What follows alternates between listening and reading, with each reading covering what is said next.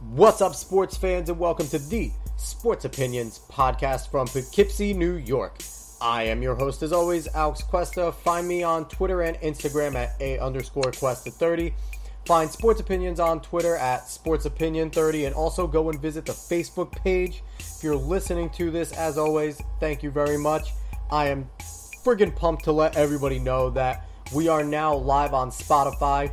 So that is, now we add that to Spotify is there, iHeartRadio, YouTube, Apple Podcasts, Google Play Music, Spreaker. So those are all the outlets that you can find Sports Opinions on. So now there's no excuse not to find us, no excuse to spread the word, because you can literally get this on any of the podcast forums that you like to listen to. So again, thanks for listening. Spread the word. Let's get it bigger. Last week's podcast was fantastic. As always, this week is going to be great because I have another great guest on, a very familiar voice. He has had one of the funnest podcasts that I've ever been on here when him and Matt Santos tore up every single fan base of all time. He is the Louisville men's basketball manager. He is a contributor on the Sports Opinions blog. He is none other than Mr. Kyle Doctor. What up, K-Doc? What up, big man Cuesta? How's everything going, buddy? Summer, typical slow season, just enjoying and agonizing over the baseball season, as we'll get to. Oh, yeah, absolutely. We will get to that. And so where can people find you on Twitter, Instagram, Facebook, wherever the hell you want to give a plug to? All right, so Facebook, Instagram, no. Twitter, it's K-Doc_52, which I bet you will be putting in the description. Yeah, more than likely I'll be throwing that in the description so people can go and find you. So we're going to start this episode off. It's going to be on a little more of a somber note and it's something that actually kind of pisses me off.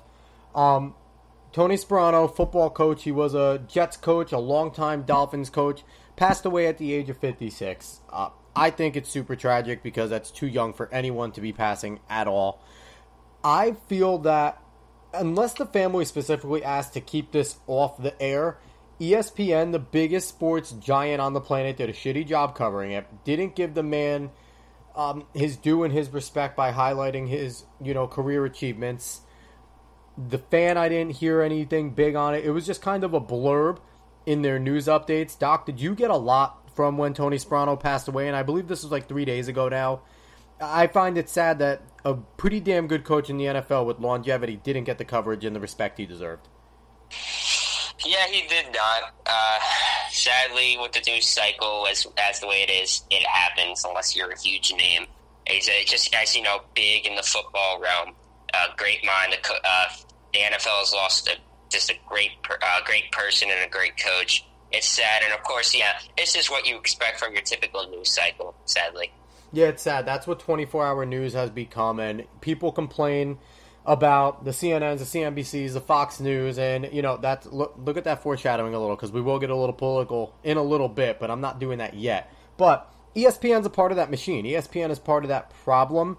Fox Sports 1 hasn't gotten to that point yet. They're trying to with their crappy shows that they're putting Skip Bayless on, but it's just a 24-hour cycle. No news is news for a long time, and especially the news that we need to hear about doesn't get talked about enough. So it's sad to see. We are, like I said, now we're going to take a little bit of politics into this, which I try to normally keep off the podcast, but there are a few things that went on this week that we have to talk about, and they are going to get a little bit political, and this might turn off some of the listeners. You might turn off the podcast the moment I mention politics, because one of the things that's been pissing off a lot of fans is politics mixing in with their sports. But it's an unfortunate part of sports now is that politics have become a big part of it. Now, I'm going to talk about that real quick, Doc. How do you feel? I know politics have been a part of sports for a little while, but how have you felt that it's just been so shoved in your face every single time you listen to anything sports?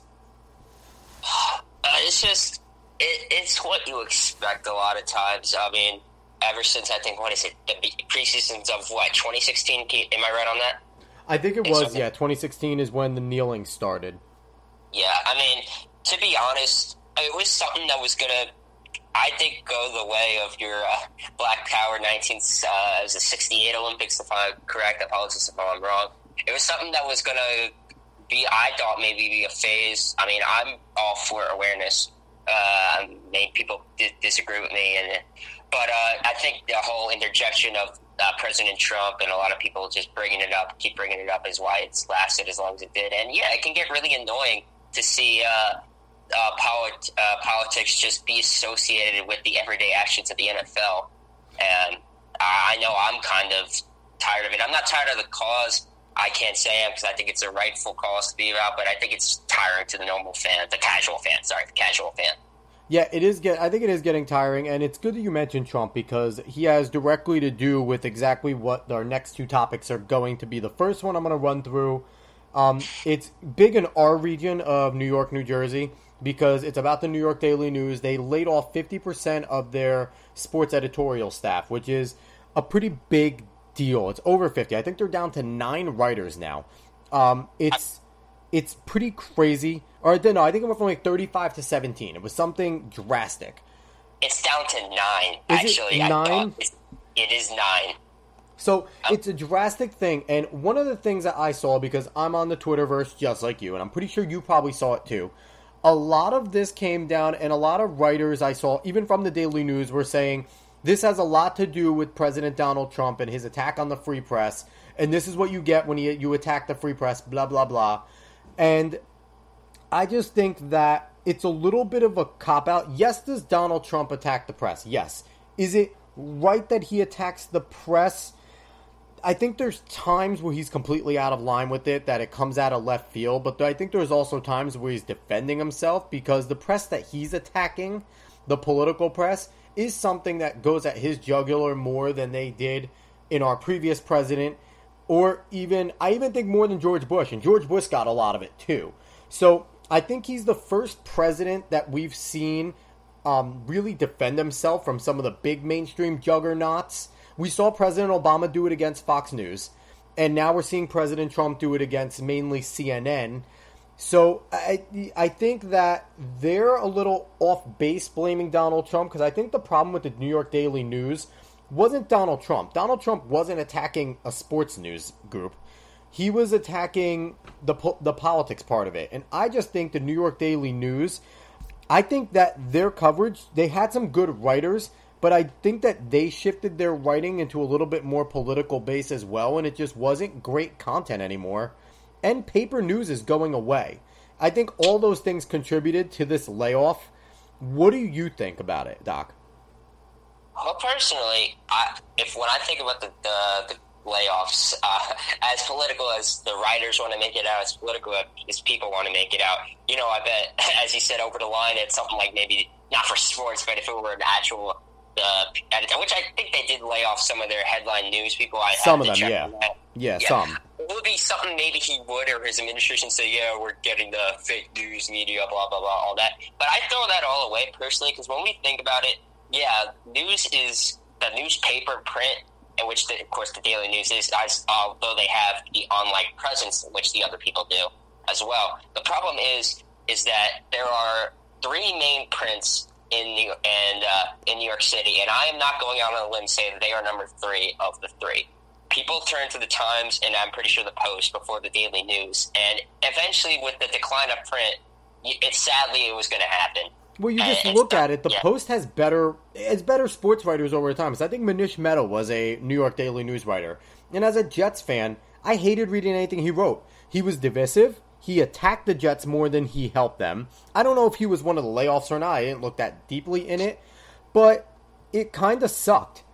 And it didn't make me, any... It's weird because I'm in their field a little now doing all these podcasts. And I have messed around writing on the blog. But it's just the way it goes right now, that print is dying. And these guys, if they're good writers, they're going to get jobs. They're going to get jobs on big websites, so I don't feel completely too awful for them. Some of them will find jobs. It's just the fact, I would assert it more to the fact, it's just throw all politics away. It's the fact it's print media. Daily News is a print, and it's just the transition to digital, and it's just, they realize, as wrong as I heard this editor is a character himself. I don't know his name. I've just read what everybody's saying. But yeah, it's just a combination. Yeah, politics play a part. I just think it's the state of print. Now, Doc, did you hear this though? They lost $90 million over the last 3 years. The New York Daily News, can they afford to lose $90 million over their existence? Like, I never thought that they were that big. They're a huge newspaper, don't get me wrong. But like you said, they're not the Times. They're not the Post. That's a big hit to them. So I understand these cuts to save money. So I think it's something that, like you said, throw politics out the window. I think it has a lot to do more with the newsprint. And again, they took out their guys and gals that they felt were the weakest and kept the best ones. So that's just, how I feel on it. And it's sad that I have to bring in politics to this podcast because I try to avoid it. But when we have to bring it in, we're going to bring it in. And we're going to continue to bring it in. Going to talk a little bit about your Cowboys. So one more thing I just have to say. Go ahead. Another thing is, I always like to bring up Jersey and everything. Oh yeah, you gotta remember, like all three of these papers, which do come to that side of the river. I mean, of course, I'm too far, and where you were originally live, we're too far south. Of course, sometimes, even though they sell the papers, you got to remember, even local news, we also have the Star Ledger, which mainly covers New Jersey. So that's just tough competition, and it's eventually going to happen for Daily News. Oh, yeah, without a doubt. So we're going to move on to your Cowboys. And both Jerry Jones and Dak Prescott made news headlines yesterday and today. It's been going on. I'm doing this recording a little late. It's the Saturday, the 28th of, July? 28th of July. And news headlines came out. Jerry Jones came out and said that anybody that kneels for the anthem or protests the anthem will face some sort of punishment. Now, there's a lot of dissension. People are going at Jerry Jones. The bottom line is he's the owner of a single franchise, and he can make the business decisions of what his employees do.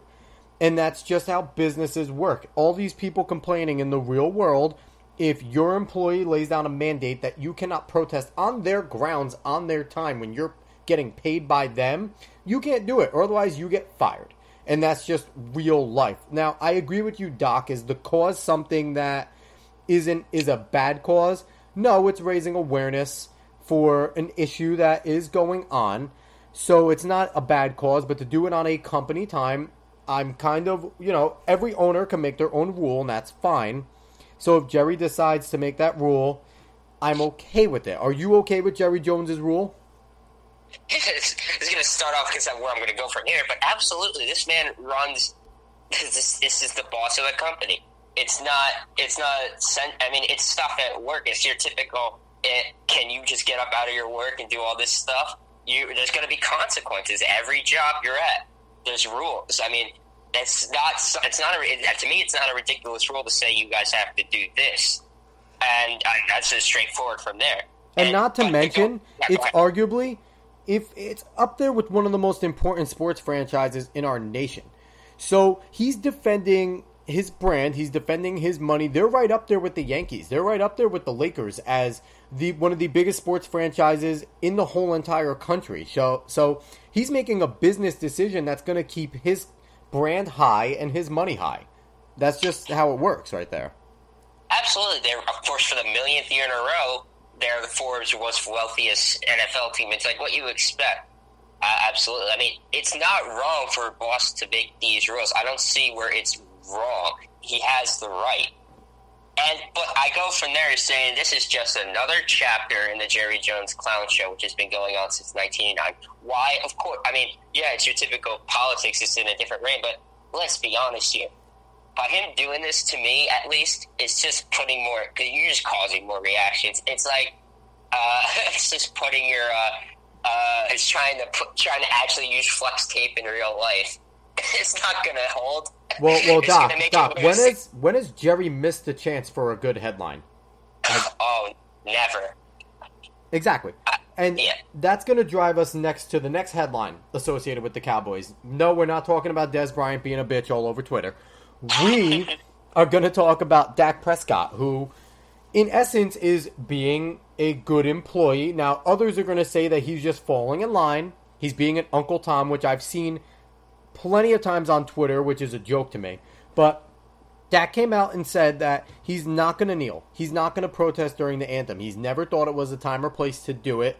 And the reference, Dak Prescott is a black athlete, a black quarterback, and he doesn't believe that protesting during the anthem, and he stands behind Jerry Jones' decision not to protest. Now, noted, Dak Prescott has never kneeled in his career, his short career, but he hasn't joined that movement, so this isn't something new. It's not like he was kneeling and now he isn't because Jerry told him not to. It's something he hasn't done, and he is doing what his owner asks of him, and he's kind of getting on the bandwagon of company lines. Now, he's getting murdered for this. Twitter's destroying him. Most fans are saying that, he is, doing something wrong, that he should be standing up for the cause, that he should be protesting against Jerry Jones.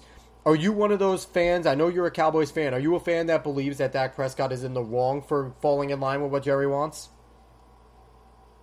No, of course not. He has it's not a bad opinion. I don't get where this is. Like, his opinion is, to me, unless someone who wants to come out and prove me wrong, it's not something that hurts the cause overall. I don't get why he has to have, what his different opinion has to make him the bad guy. I mean, what? He's just because he's a Dallas Cowboy, does this make him a bad guy? No, I'm perfectly fine with that. I mean, people may disagree. I'm perfectly fine with the deal. Like, I think it's positive. But I also believe that you can choose not to, and that you can have your opinion on why not to. Why does someone, people get crucified for kneeling, and it's just the same thing as getting crucified for being an African-American and not kneeling. I mean, it's ridiculous. And it's like your traditional Uncle Tom comments. And how many times have we watched, Django? I forget Steven. Samuel Jackson. Yeah, Samuel L. Jackson's character. And that's the thing. And people were putting up that picture of him sitting next to Leo's character, who was obviously the racist guy in Django Unchained. He had the Mandingos and all that crap. But that's the issue right now with, the political spectrum in sports and in general. Dissenting opinions aren't allowed. If it's not the popular opinion, then it shouldn't be the opinion at all. Dak Prescott's opinion as a black man is not popular. But he's standing up for what he believes in. I think that should be applauded more than just being a sheep and going along with it. Or just being a sheep and buttoning up if you don't believe in it. So, he could have very well, when he was asked that question, just been like, next question. And not even taking it on. But I respect him for holding on to his opinion and making it heard. I don't think there's anything wrong with you standing up for what you believe in, even if it goes against what the majority is wanting to do at the time. For Dak, it's damned if you do, damned if you don't. You're going to get crucified by the right, if you do say, I'm supporting it, because that's just the narrative right now. And as an African American, he'll get crucified for saying, I don't want to kneel there, Neither, because he's an African American. He's not going with the movement which is obvious. I think it's just the divisive nature of politics and sport and the politics in life that I just find so awful, and we can't have opinions and let it ride. Why do you have to harass people from that choose to kneel or choose not to kneel because they're doing the choice? It's just damned if you do, damned if you don't at this point. I just don't. The lack of tolerance is just it annoys me, as you can tell by me losing track of words. Absolutely, it's bizarre, and people can honestly just take notes off of this podcast right now. Obviously, Doc and I have dissenting opinions on this topic. Like, you can hear it. We don't have to come out and say it and scream at each other. We have dissenting opinions. But we're both able to respect each other's opinion enough, express our own, while dissenting politely. We're not cursing at each other. We're not screaming at each other. Neither of us are telling each other that they're terrible people because they believe in something. No. We have differing opinions, but that doesn't mean that we're going to change our relationship for who we are. Me and Doc are still friends. I'm gladly, when we're done with this, Doc's going to be on another podcast at some point in the future. It's like these little things where you have to be one way or the other. I'm with you. It pisses me off because just because someone disagrees with you doesn't mean that they're an awful person or that they're wrong. You could be wrong, but your opinion's your opinion. So you can have the last word on this, then we'll move on to the next political topic. Well, one thing, not all opinions to me, as you can tell. I'm not saying that every opinion should be tolerated, because there are some downright disgusting and nasty opinions that people have about different races and cultures in this country. I'm not saying that. I'm just saying when in terms of this specific topic, I believe there's really no right or wrong side. but people are getting crucified no matter which side they choose. And I feel like in the case of Dak, that's just wrong, and he's being called a puppet and a slave for just having an opinion. Maybe it is forced, but I can't, unless we put him at gunpoint and say, was that forced? I don't believe anybody should crucify him for that. I agree with you, and that rolls on to our next topic of disgusting things. Oh, and I want to point out real quick, Doc, you're right. They're calling him an Uncle Tom. They're calling him a puppet. They're calling him a slave. And I just want everyone to know that saying that, I don't care if you're black, white, Asian, Spanish, whatever, calling Dak Prescott that is racist. That is a racist thing. So exactly what you are fighting against, you are now encouraging.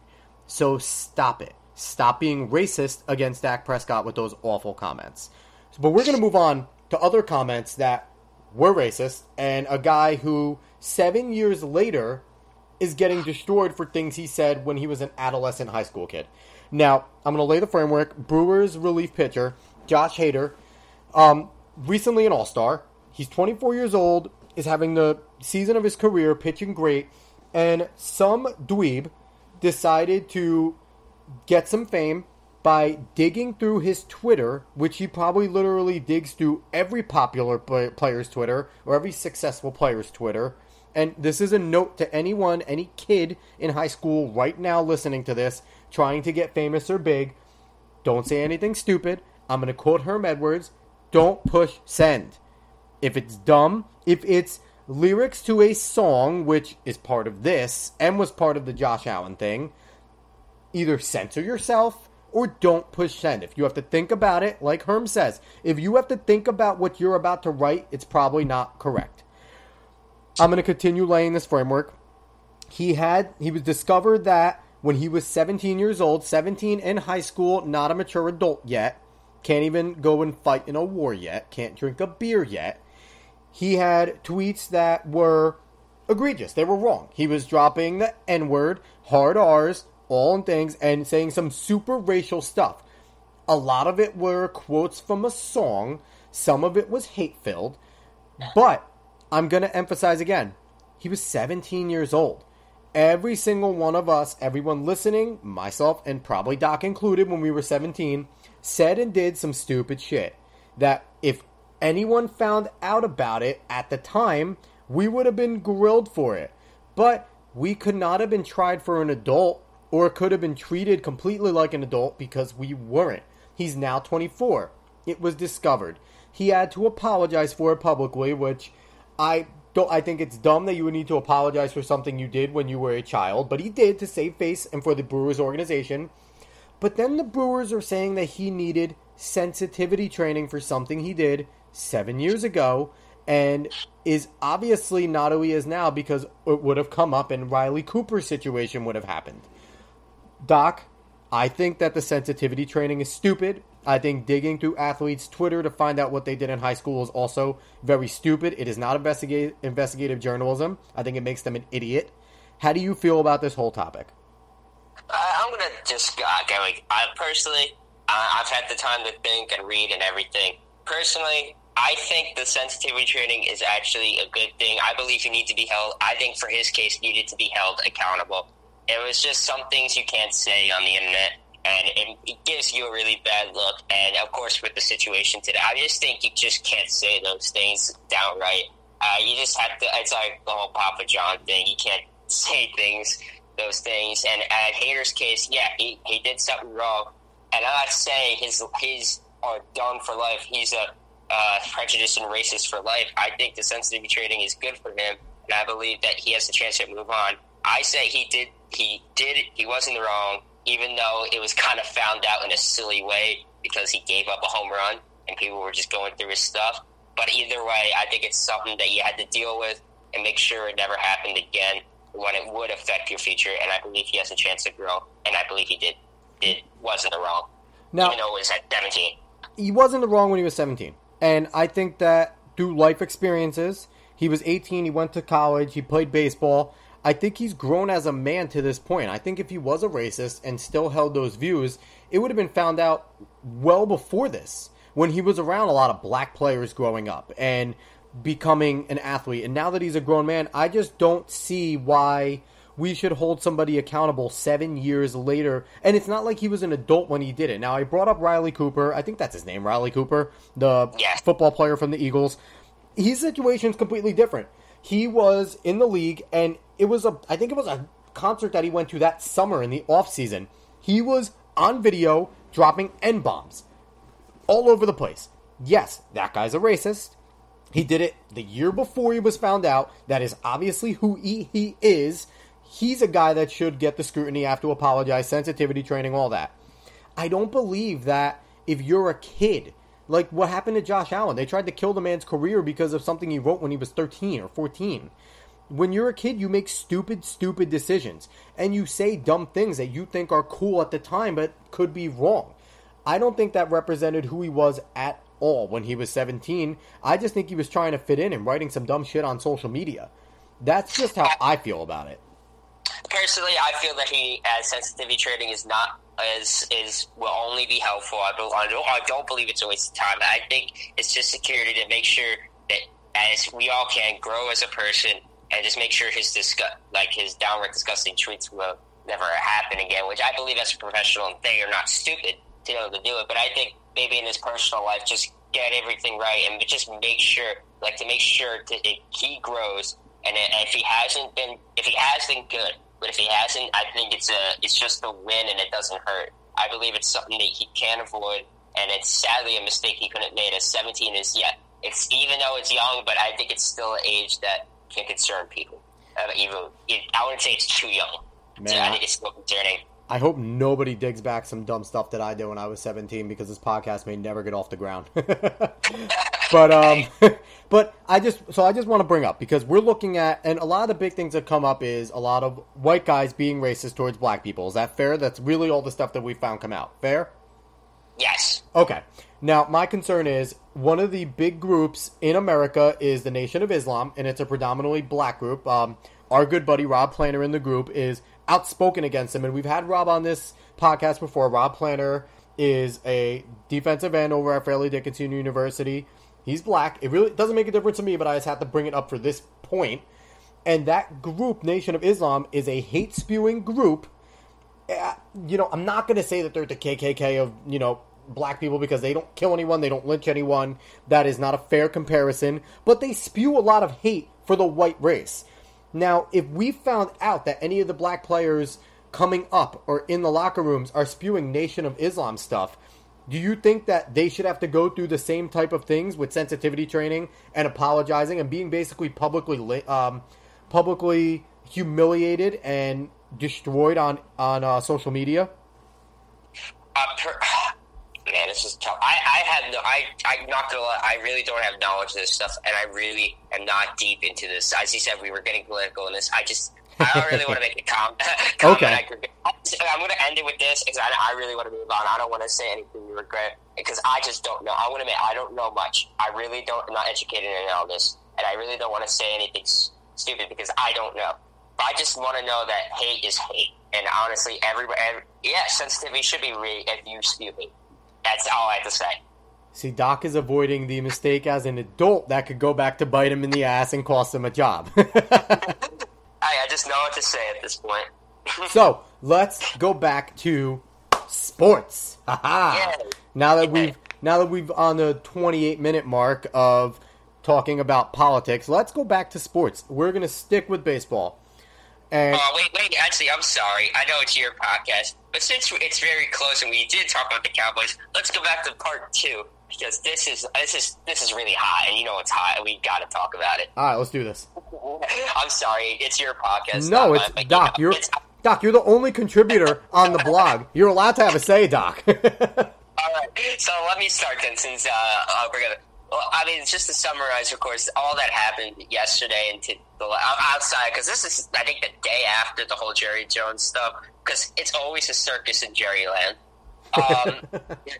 It started off with a serious XM interview in the morning on the NFL radio network.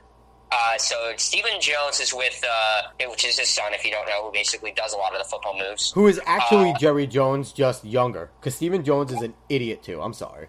Oh, I know. You don't have to tell us. We all know. And so he makes another comment. I don't know if it's too much at Dez, he criticizes, I think, in the comment, both Dez and Witten for saying, when he was asking about Dak, which he does need to grow. I mean, a lot of people like me kind of want to give up on him because I am like Alex, where I don't believe in that style of quarterbacking. I know you don't. Definitely don't. Yeah. Yeah. So, but I still believe, I'm reluctantly saying, yeah, I think he can grow, even though I don't think it will work personally. But he's criticizing that he needs to grow and stuff. And, of course, he has people like Dez and Witten in his ear telling him to get the ball. Again, he equally mentions Dez and Witten. Apparently, the original tweet from the XM page was directly talking about Dez, which has been the narrative for the past, I forget, it's been like 3 months, I want to say, since Dez has been released. Yep. Since cut NFL term. Basically. And then Dez went on a firestorm, and so here's the summary. He called, of course, Jerry and Steven idiots, which I'm not lying, it's not breaking news. It's not the Isaac Newton's, him creating the 3 laws. No one's going to disagree there. The typical, Linehan and Garrett, which he said had a below average. I'm going to summarize it because I think he's through some expletives. This is an adult podcast, so you can say him if you want, Doc. Whatever. I'm just going to stick with the below average play call, which we all knew if you watched the Seahawks game, where they, Linehan, or Garrett, however you want to call it, ran 3 straight pass plays with the big, even at the 3-yard line, even though he had the biggest running back in the league, power back, if you want to say. It's basic criticism. And then here's the new stuff. Well, of course, it's shocking him criticizing all that because we knew that was going to happen. Him trashing Travis Frederick, the young starting center, and calling Sean Lee, the ever-injured linebacker captain, a snake. And basically, I think he blamed them for him getting cut. And that was a whole firestorm yesterday. They interviewed Lee, they interviewed Frederick. Lee said he liked him, but they butt heads. He thought he liked him and butt heads a lot.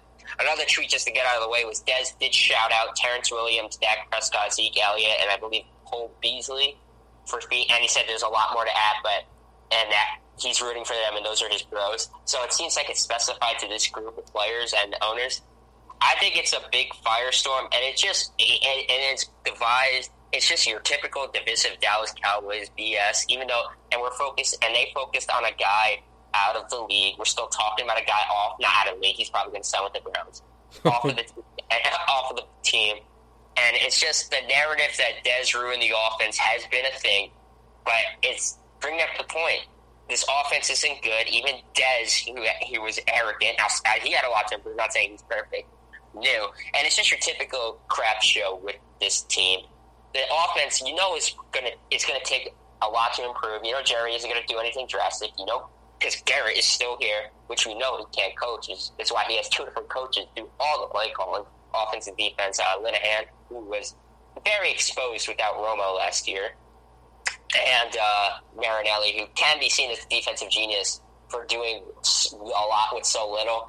Again, I don't know what to blame because the defense is so bad. How much on him? But yeah, I just think it's a typical clown show, if you want to add anything to that. Definitely the criticisms of the Joneses are fair. It's, coming from Dez, it seems outlandish because Dez makes outlandish statements, but it's fair. The play calling criticism, definitely fair, especially late in the season when Zeke was on healthy legs because he was suspended, and all they should have done was feed him the ball 25 to 30 times a game, and that would have definitely been the smartest play, but they did get a little more pass happy. Calling out Travis Fredericks and Sean Lee is weird because Fredericks is an anchor of that line, the best line in football, so that's got to be some inner stuff, but talent-wise, you can't call them out because at this point in their career, and at any point in their career, even when Dez is a superstar, I think Fredericks is the better football player at their position because Fredericks might be the best center in the game, arguably. And then you have Sean Lee, who, yes, he's off injured, but when he's healthy, that defense looks fun. It looks functional. When Sean Lee's healthy, that's a good defense because he puts all the linemen in the right spots, all the linebackers are ready to go, and he is a legitimate sideline-to-sideline middle linebacker. Is he oft injured? Yeah. Does he look like Dudley Do-Right with his helmet off? Yeah.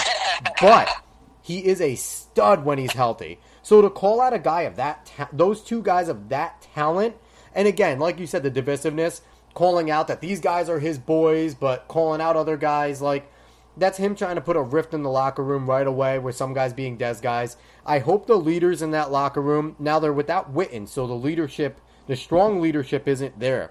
But I hope the leaders in that locker room can really say, listen, say what you want to say. This locker room is Cowboys. It's not Dez anymore. Dez is gone. We care about who's here. This is our family. This is our team. And look around, you idiots. We are talented enough to win the NFC East. We are talented enough to win win our conference. Yeah, win the NFC.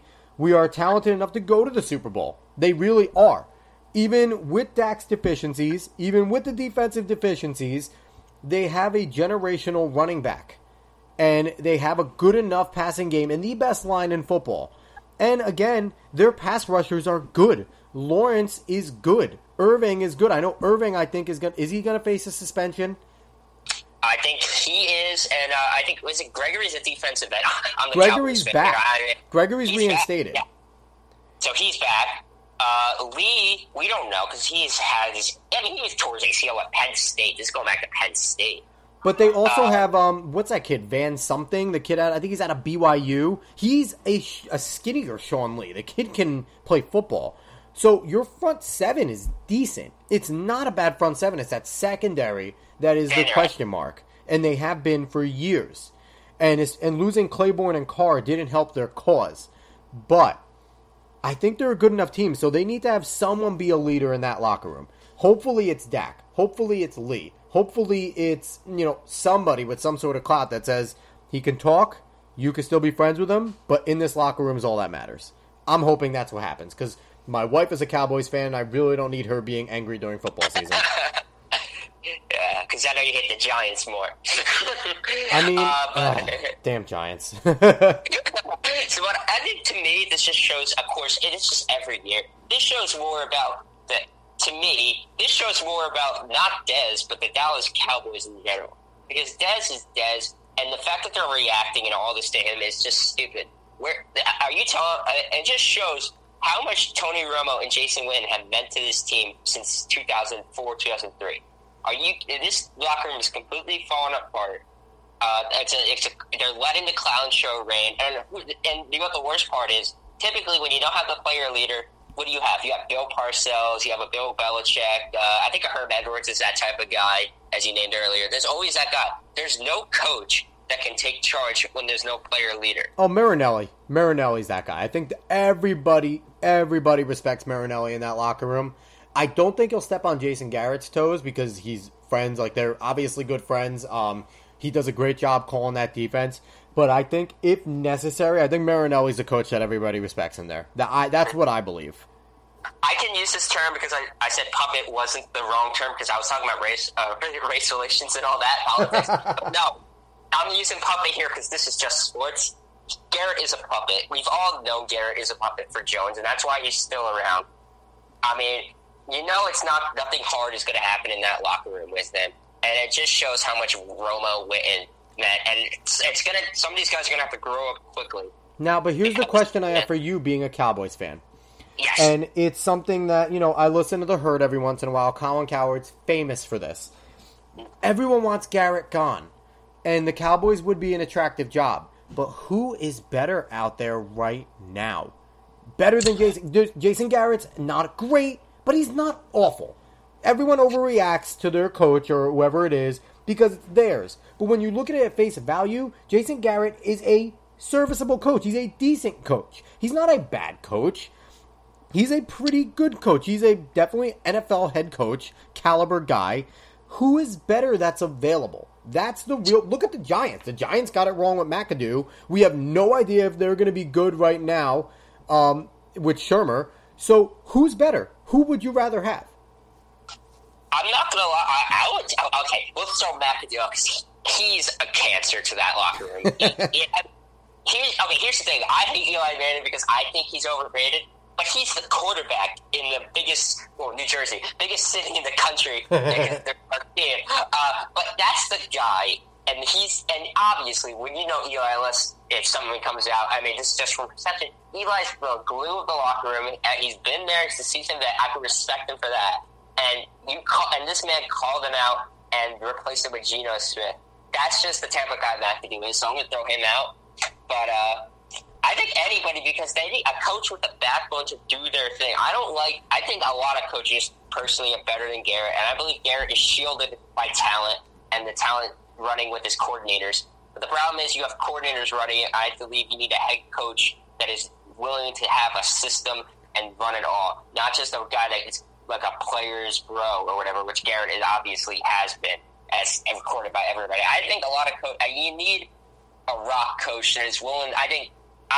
Unless Jerry Jones really wants to lose, which I'm convinced when he fired Jimmy Johnson. But I think you need a hard rock coach to just do his own thing and maybe say no to the upper management and do it his way.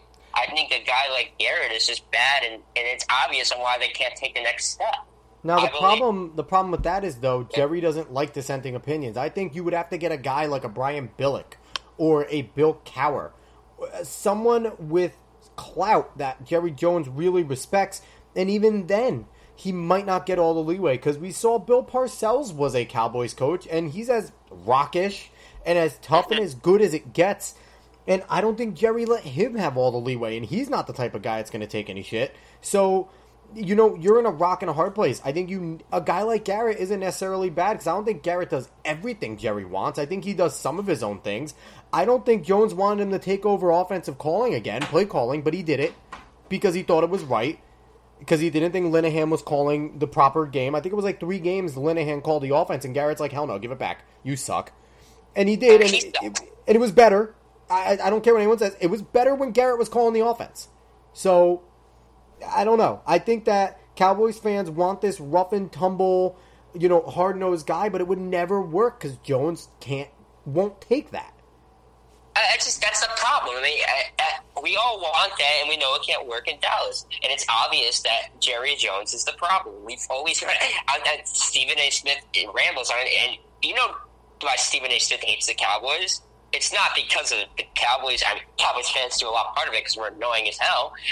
But it's Jerry Jones, and he's repeatedly said this. And because the reason why the argument for fun on the old first take as bad as the show is that Skip loved Jerry. But Jerry Jones is the root of the problem, and until Jerry Jones, everybody's known this, until Jerry Jones is gone, but the problem is you can't say when sadly, I don't want to be offensive to when he dies, but Steven's going to be in charge, Steven's not any better. It's just that the Joneses are like who's the Browns guys? I'm drawing blanks. Oh, I forget their name, but they're terrible too. I mean, I wouldn't say Woody Johnson's all right, so I'm not. He's just the talent that just mismanaged the talent. Like I said, Todd Bowles, a guy like that. That's one that I don't know too much about him, but just a guy willing to do his own thing. I mean, that's just the type of guy that the Cowboys need, but they'll never get because of Jerry Jones and his stranglehold on football operations, which an owner should not have. So, last word here. Screw First Take. I'm all about cold pizza. The original, when First Take was just a friggin' segment and it wasn't the whole show. Anyway. And they're moving back to New York from where cold pizza was from, by the way, if you saw that. Hell yeah, cold pizza, baby. Well, I think they're trying to do that again with Get On Up, but I'm not a big fan of it. But we're going to slide. MLB now? Huh?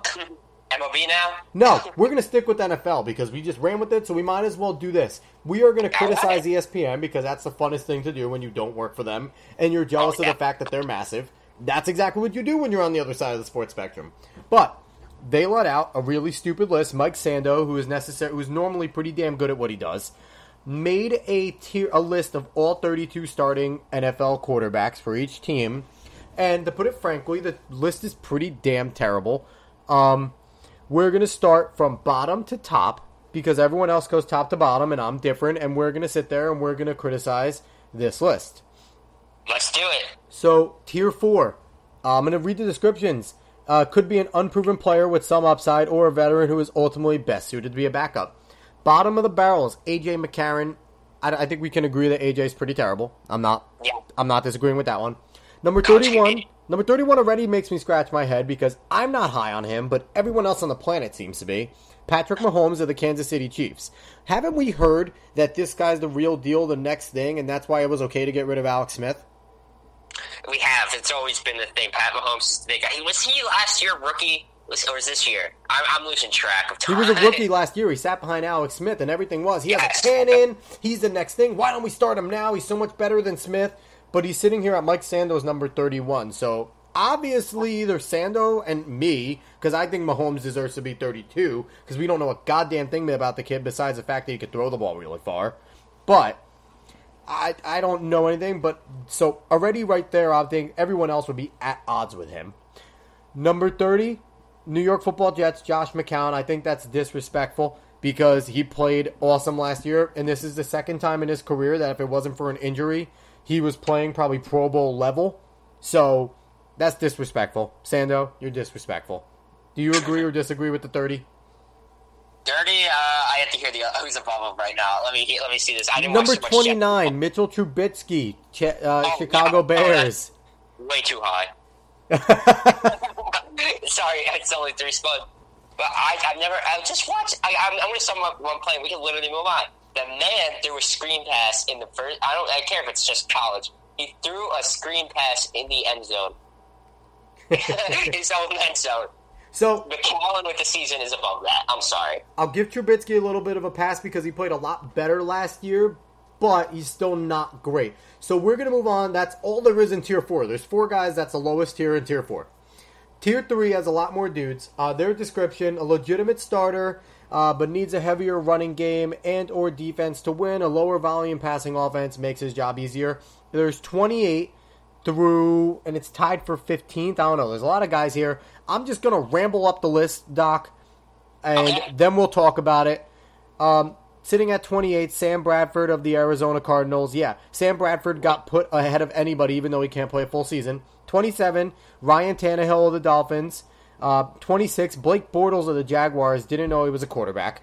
25, Tyrod Taylor of the Browns. Tied for 23 is Case Keenum, Joe Flacco of the Broncos and Ravens, respectively. 22 is Andy Dalton, everyone's now second favorite Ginger. 21, Marcus Mariota of the Titans. 20, Jameis Winston of the Bucks. 19, Jared Goff of the Rams. Tied for 17 is Dak Prescott and Eli Manning, Cowboys and Giants. Tied for 15th is Alex Smith, Kirk Cousins, Redskins, and Vikings. Any problems right off the list right there? Should any of these guys fall into the Tier 4 for you? That should drop. I thought the guys at the bottom were pretty bad. I'm not going to say they should move. I mean, McCown, I want to hear who you replace McCown with. Actually, before I think, because that's the only, because I don't have any problem. I think Bradford should be 32 on the fact that he can never stay healthy. You can't, the guy, he's number 1 in stealing money from the NFL, but number 32 in staying on the field. So I think he should be in Tier 4 because, yeah, he has the talent, but he's never shown it. Ryan Tannehill's the most overrated thing to ever come out of college football that's still playing. I think he's a Tier 4 guy. I think McCown's ahead of those 2 guys. Blake Bortles is Mark Sanchez reincarnated. You make him throw the ball more than 25 times without a running game, you're going to lose. I think he's a Tier 4 guy. I like Tyrod. I think Tyrod belongs here. He's a good player. Case Keenum, I think it's a good spot for him because he had a breakout year. Flacco, I think, can be lower because we don't know what Flacco is anymore. Andy Dalton, it's disrespectful to put him here. Mariota and Winston are okay. Jared Goff, I think, should be more borderline Tier 2. He had a great year last year. Dak should be lower. He's not a pure passer. Eli, it's disrespectful. He's still a Tier 2 guy. And Alex Smith and Kirk Cousins, crap, that's really bad putting him in Tier 3. They're both very talented dudes, especially Kirk. I think McCown could sit there ahead of a bunch of these guys. All right, as you can tell, I'm the smart football guy here, guys, right? But obviously, if I would agree, yeah, Eli Manning is just, I mean, look, there was a whole compilation of his interceptions, I think, years back, and a lot of them were receivers dropping it into other hands. Who was his receivers? Doc, we could have played receiver for the Giants last year. They had nobody. Yeah, I think that's not fair, definitely. I've always thought, I think I have respect that he's definitely a 15 guy, at least. Dak, yeah, he's inaccurate. I think he needs to work on it, or he needs to evolve his game. Yeah, I think Dak's okay here. We've seen that Dak needs a heavy running game and a light passing situation. He had a great game against the Packers 2 years ago in the playoffs where he looked like a Tom Brady-like type starter. He threw the ball 40 times, put the team on his back, but he's not doing that every game yet. So, yeah, Tier 3 is good for him.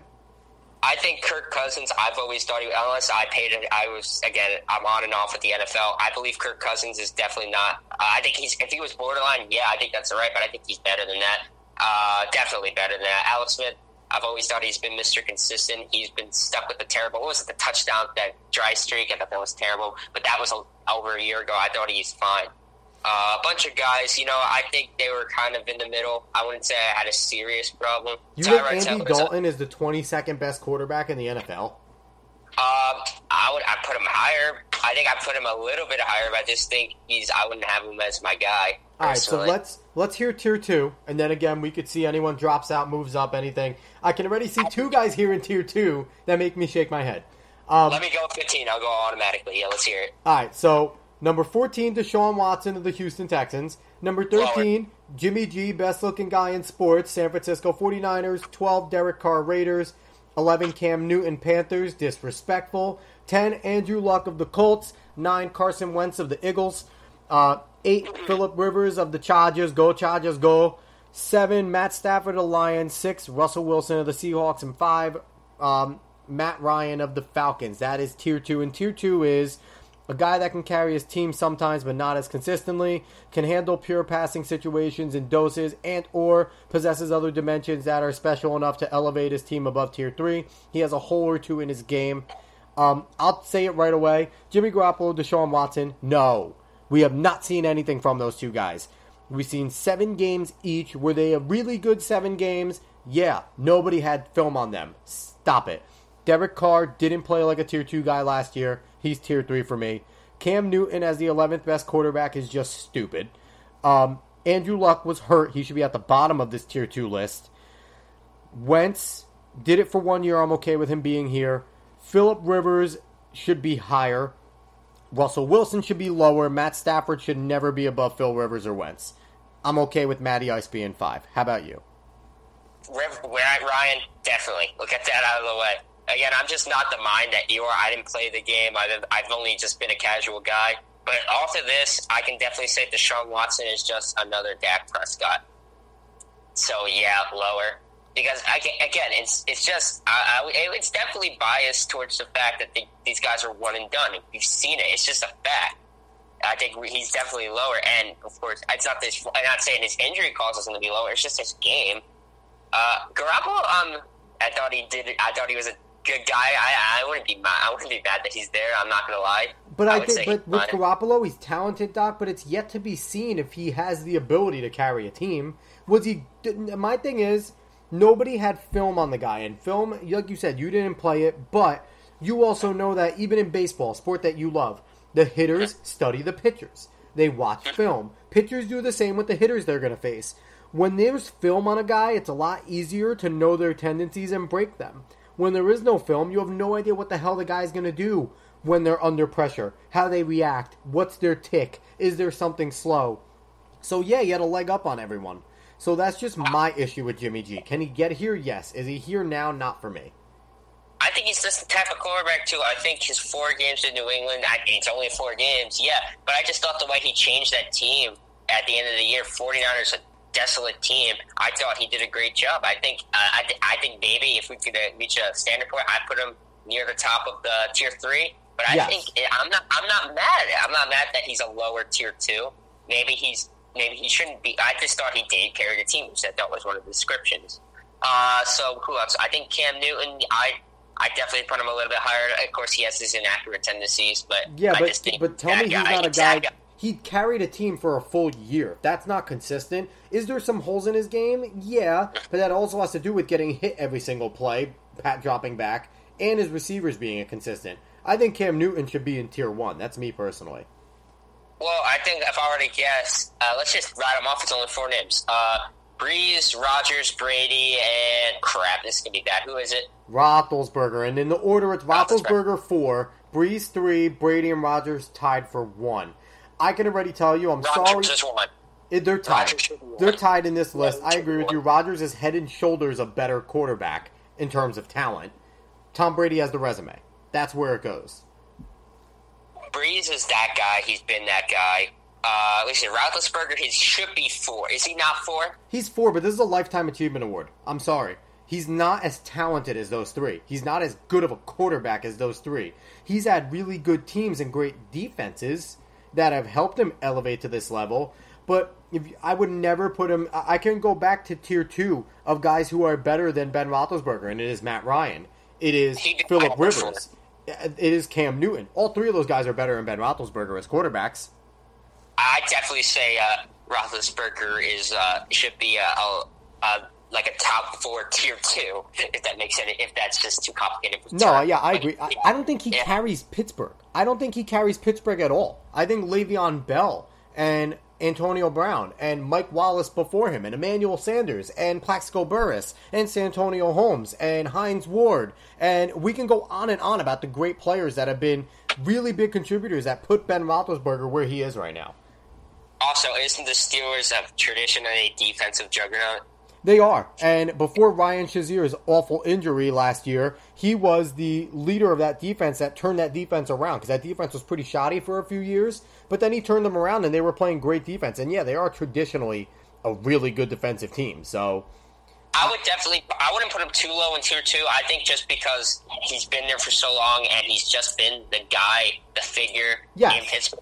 I think he's just been, I put him as consistent, but I would say that definitely Ryan and Newton are better. I have not watched a lot of Breeze lately. I just know the memes. Yeah, that's fine. Yeah, Rivers, I wouldn't put him over Rivers, personally. No, I think Phillip Rivers is the most disrespected quarterback in the NFL because he has the talent to be a Hall of Famer. He just doesn't have the resume. Hey, it's just a thing when he's left San Diego now, so who knows? But when Breeze left San Diego, up and up. Yeah, seriously. All right, so we're done making fun of ESPN for our podcast. That was fun. You always got to get that out of your system. Always do. Always do. So we're going to go to Major League Baseball. We are going to talk about what I think right now there are a lot of young stars in baseball outside of the New York Yankees, and you wouldn't know that. Would you, Doc? I mean, here's the thing. The Yankees market themselves, and that's the always way it's going to be. The commissioner, I know you're going to bring this up, so I'm going to bring it up anyway. Yep. The commissioner, I know this is all based on the commissioner and his beef with Mike Trout. Mm-hmm. And you might disagree with me, but it's not Mike Trout's problem. It's Rob Manfred and MLB's problem. He can only do so much in Anaheim, this stuff. It's not L.A. It's not L.A. It's Anaheim. It's a suburb. It's Disneyland. He can only do so much for that amount of fans, and that's just... maybe he doesn't do as much of marketing promotions as Bryce Harper with T-Mobile, but I don't think it's all a Trout thing. It's an MLB thing. I also think it's an Anaheim thing because the Yankees promote their young guys. It's not Aaron Judge going out there and promoting himself. It's not Gleyber Torres or Miguel Andujar or Greg Bird. They don't go out and promote themselves necessarily, but the Yankees make sure they put these guys out there. They make sure that you know who they are and that they fight to make sure their guys are known.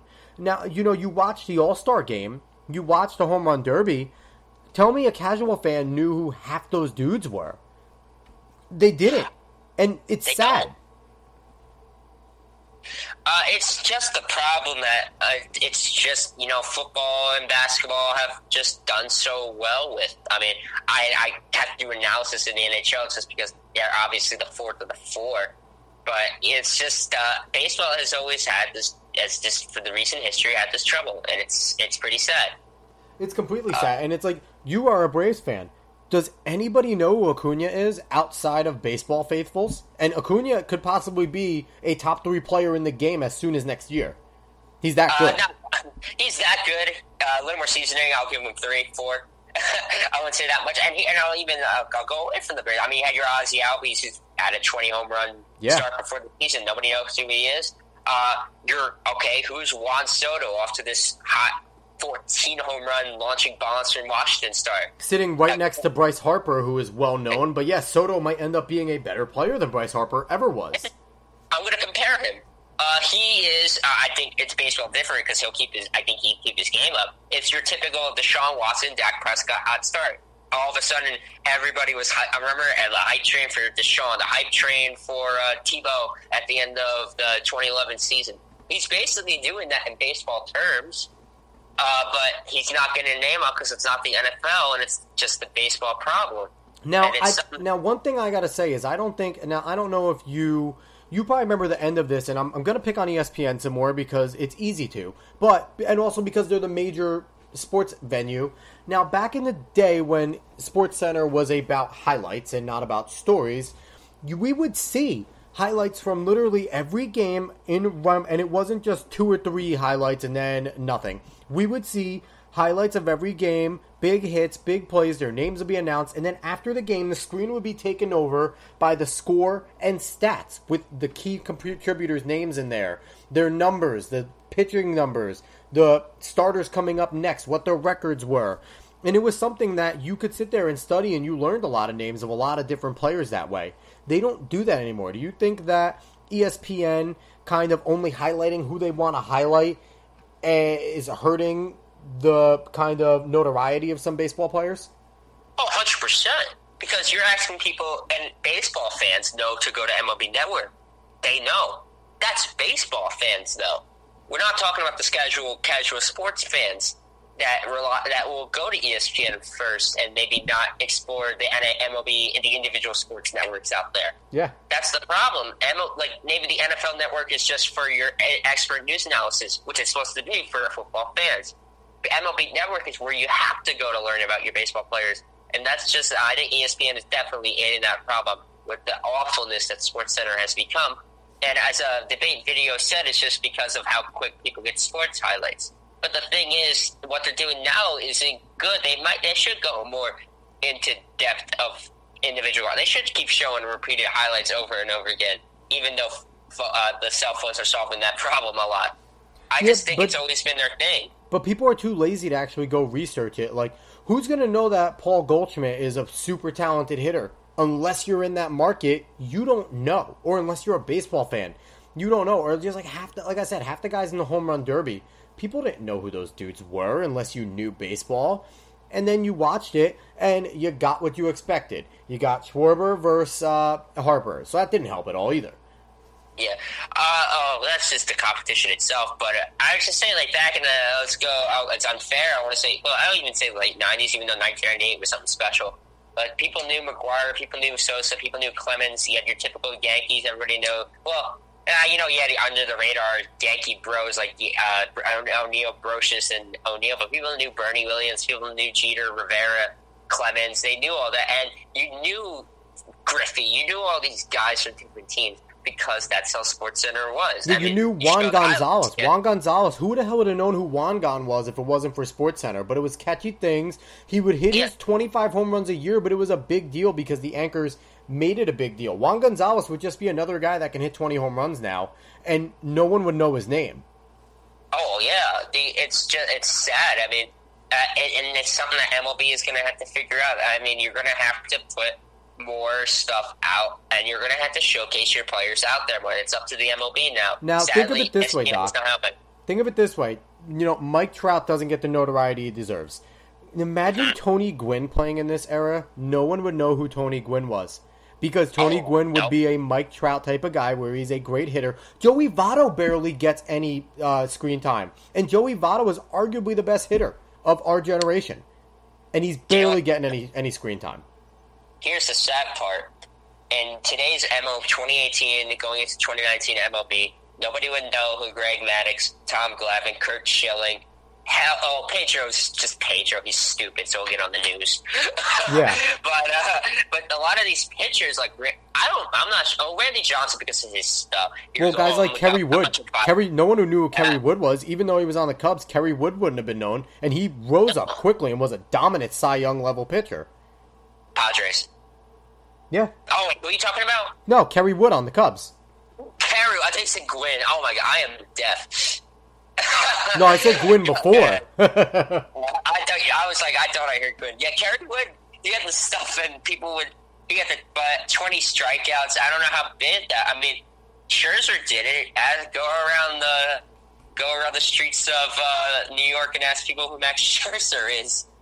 Yeah, no, they wouldn't know. If you don't mention, if it's not a Met or a Yankee, they don't know. And even the Mets right now, no one wants to know who the Mets are. No. It's based on you liking your team, and you only get local notoriety. That's it. I think that a lot of people, MLB needs to work on how to get these players national notoriety. Yeah, and I think it starts with, and honestly, I've been begging for it. I beg for it in every sports podcast. I need to at Fox Sports 1 more. They need to, I don't know if SportsCenter has their style copyrighted, but Fox Sports 1 needs to basically mimic the old SportsCenter and do it, because they will win. If they do that, they will win. That will put Fox Sports 1 over as the next big sports network. But right now, it isn't. It's just there. It's ever since, I think, 2013, 2014, I forget what year. I want to say 2013. It's just been there. And I think baseball has suffered at the fact that ESPN wants to focus on the MLB and the NFL. And I could talk about the NHL, too. And the NHL won't be able to grow because nobody's talking about it. No, and they're not going to grow. And what is growing right now is the MLS because of ESPN, because ESPN is a partner with Major League Soccer. And Major League Soccer is making money. And Major League Soccer is getting a bigger fan base. And Major League Soccer is getting more talent. And they're also just getting bigger and bigger. They're expanding. They're making more teams. Mark my words, Doc. Major League Soccer will be bigger than hockey within the next decade. And baseball needs to watch out because it might be bigger than them too, because it is the biggest sport on the planet. And if it catches fire in this country, there is no stopping it. It will rise to NFL level. Mark my words. It is already the richest sport internationally with teams like Man U and Barcelona, Man City, Liverpool, Juventus, Paris Saint-Germain just throwing money around. If it catches any sort of fire in the United States, every sport is in trouble. What was I about to say? I think I would put an asterisk, of course, and I would say if the current course stays the way it is. Of course, I think soccer is just an unstoppable beast. I think you can't stop it passing the NHL, sadly. And baseball, I don't know. It's just the American footprint, but, NHL is just, a lot of people don't consider it the way it is. Yeah. But, soccer is just an unstoppable beast, and they know how to market individual superstars. That, and they also did the smartest thing by going into Portland and Seattle, because they are the hotbeds of soccer. The hotbeds of soccer in this country. They are Little England, and they love it. And you know what? Even Red Bull Stadium and NYCFC sells out every game. So that's more than baseball and hockey can say. I think a lot of people I was shocked to see how Atlanta's been receptive to soccer, and it just shows how soccer is. And of course, Atlanta, even though it's in the heart of the deep South, has a lot of different groups and different cultures and nationalities. Which, of course, I know it's big in. I'm pretty sure, I don't want to say I'm wrong, big in Hindu, Indians, and just different nationalities. And I think it's no surprise it's working down there. Well, and Doc, we like our basketball more European, so it only makes sense that we're going to like our sports more European soon. Oh yeah. Soccer's just soccer, man. It's sadly, and it's in debate for another time with another person, probably Matt if he's ever willing. Or but Dapo. It's just Dapo, yeah. U.S. soccer is not helping, even though soccer is raging bull.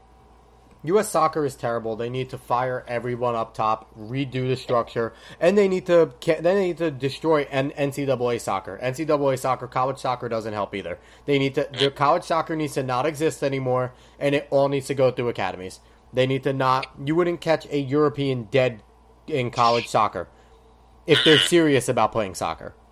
Well, there are some, of course, but you know why they're there? Because they're not talented enough. There you go. I'm just marketing. You just got, and to sum up marketing, because that's what I'm really getting into. You just need to get out there. You need different tactics, commercials, billboards. I think what hurts CMLB is your video game is on one console.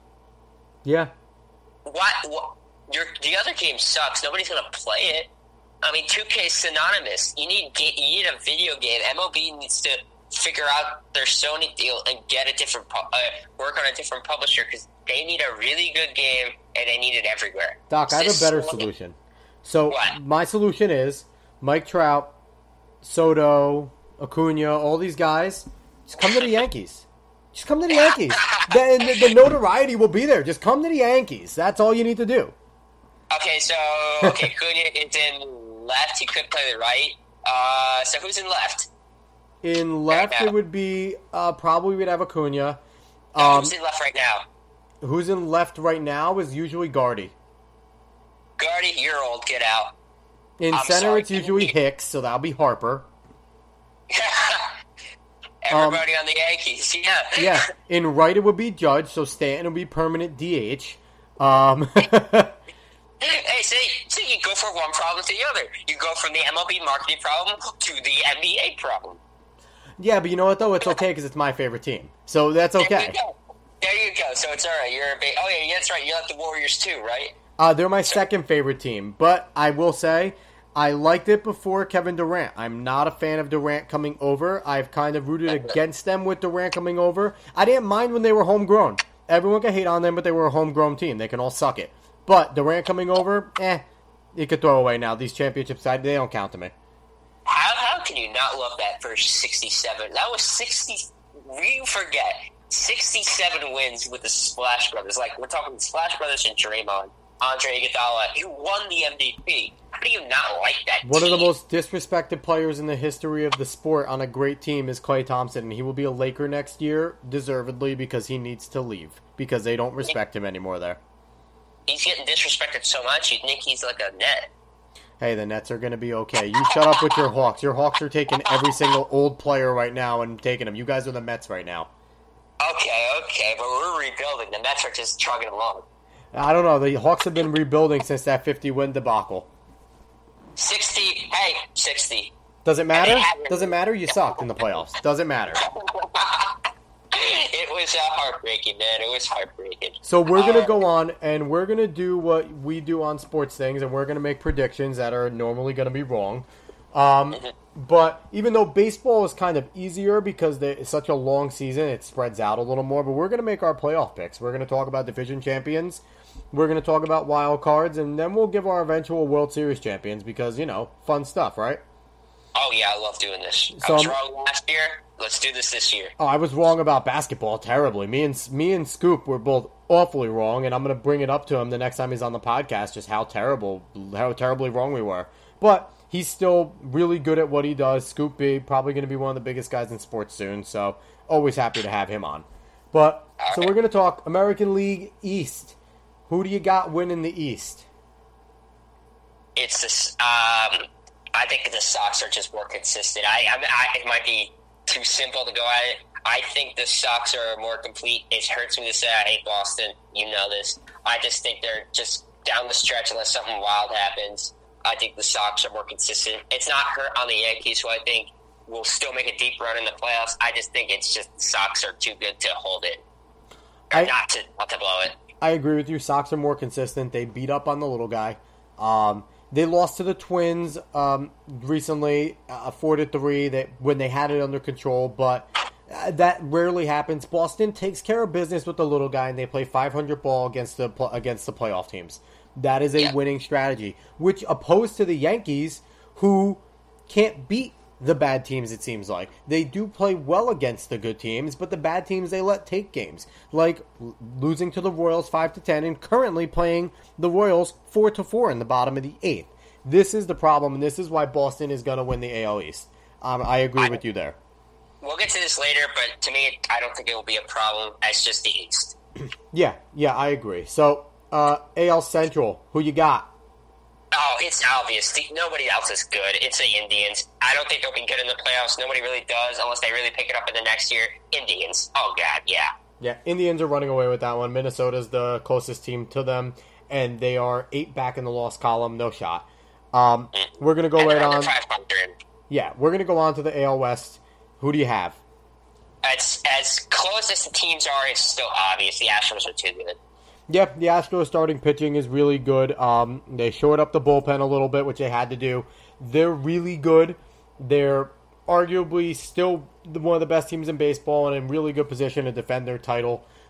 They're kind of forgotten with how good the Sox and the Yankees are playing, and when the AL East is good, no other division matters. That's become a true thing in baseball. But the Houston's playing really well. They're definitely my pick. Wild card. Who are your 2 teams in the wild card? Well, obvious. Yankees are the home squad. Yep. No shot. They're too good. I like them too much. I think they're a really good squad. Gotta hope Sonny Gray is not pitching that home game. as how much hate as Boone will get. He's not that dumb. And then you only leave it down to what, 2 teams? Seattle and Oakland out of the West. There's Seattle's 61-42, Oakland is 61-44, but charging. And Seattle hasn't been playing as good. Seattle's 3-7 in the last 10. Oakland's 8-2 in the last 10. All right, I would flip a coin on it because I could go Harvey Dent on this, but in all seriousness, I think the Mariners it's catching up. Maybe that Cano's not there. I believe. I know Matt's always loved them for the past couple of years, and it's good, and it really shows how this year. But I just think the A's just might do it. I think the A's. I just think it's obvious that this game, and I'm not pandering to you. This game is the battle to see who will lose to the Yankees. Now, I think this game, baseball is a game of ebbs and tides. And right now, Seattle's going a little low. Oakland's going a little high. I think it's going to even out. I think Seattle's going to end up winning. I think they might have to play a playoff before the playoff. They might have to play a one game against each other to see who plays against the Yankees. But I do think Seattle is going to be the one that eventually wins. I think Oakland is going to peter out a little bit. It's a question. I mean, I just don't think either of the teams go against the Yankees. I just feel Oakland is more suited. I think Seattle might be missing one piece, and that piece got suspended. So who's going to represent the AL in the World Series? AL? So you have it down to looking at this. The Indians, no. So I'm just cutting it out because I'm telling you my 3 are wide. Wild card, no. You have 3 teams. It's the Astros, the Yankees, and the Red Sox. You're all predictable from the AL East. It's because they're really good. Yep. Personally, I'm just going to go off with my typical narrative that you give me a 5-game series between the Red Sox and the Yankees.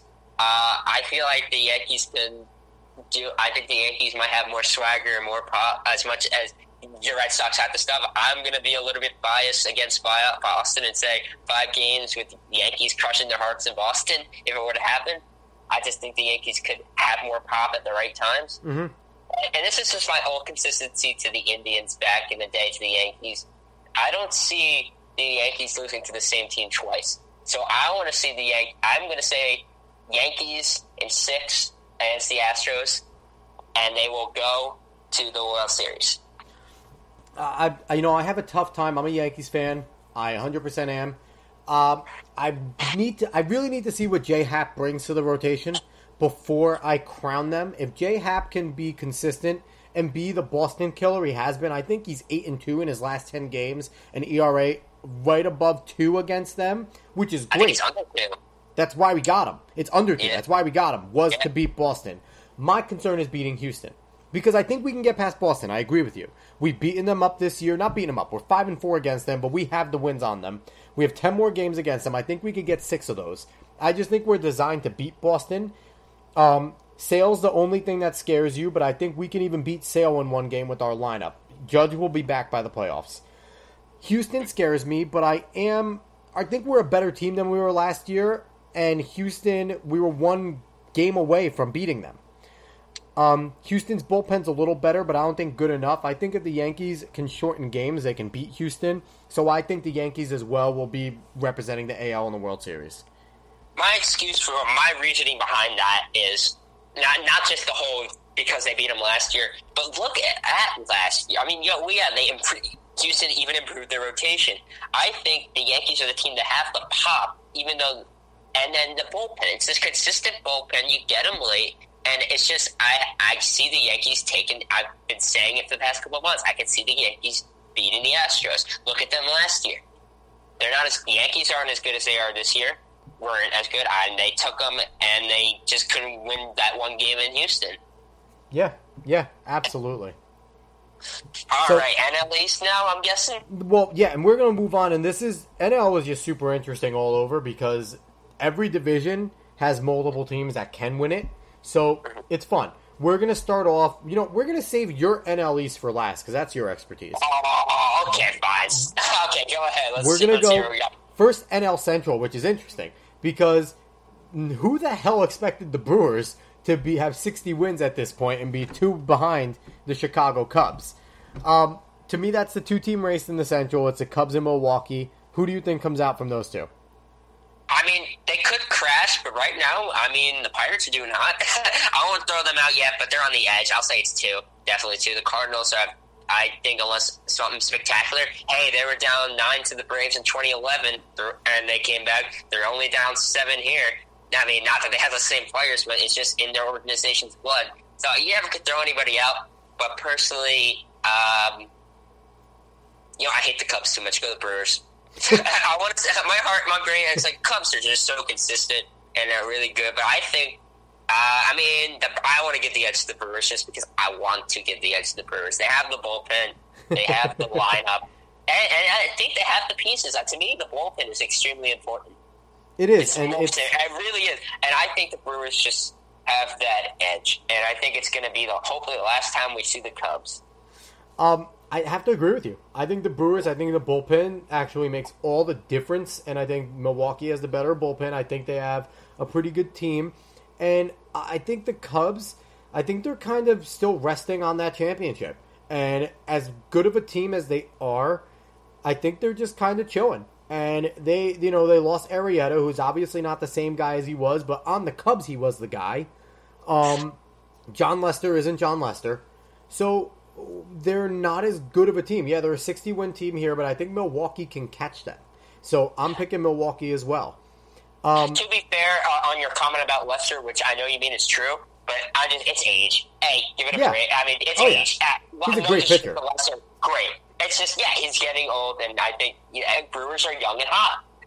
They have the sluggers in Chicago, but so do the Brewers. Yeah, exactly. So we're going to go, NL West is completely interesting. They're basically from 1 through 4, the separation in the loss column is 7. I don't think San Francisco has a chance. It's just interesting to throw them in there. But Colorado, they play in Colorado. So at home, they're just going to hit 90,000 home runs. That's what they do. So they have a shot in offensive firepower. They're only 1 back in the loss column to the Dodgers. And Arizona's right there. Who do you have coming out of there? As cool as it is to see the Rockies away record, it's really good. It's better than the home record, which I find, if you're a Rockies fan, awesome, because that just shows they can win. But it's stupid. Win again to playoffs. But it's a facade. It's the Dodgers. They found their pieces. They're going to run with it. It's just a facade. It's going to be like 6, 7 games, maybe 10 at the end. I think it's the Dodgers. They have all the pieces now. They're fine. And, man, I want to say Arizona. I want to say Arizona so bad. Just because I don't like the Dodgers. I really don't. That's your thing with the Cubs is my thing with the Dodgers. I don't like the Dodgers. They're the only team that has enough money besides the Rangers, but nobody cares about the Texas Rangers right now. But besides the Rangers, the Dodgers are really the only team that doesn't care about money like the Yankees. And they'll spend $300 million to have a great team. But Red Sox and Cubs are that way too. Yeah, but the Cubs make stupid decisions before Theo, and after Theo, they're going to do it again. So they don't matter to me. But but it's going to be the Dodgers, like you said. They have the pieces. They're great. They're going to win. I hate it. Screw the Dodgers.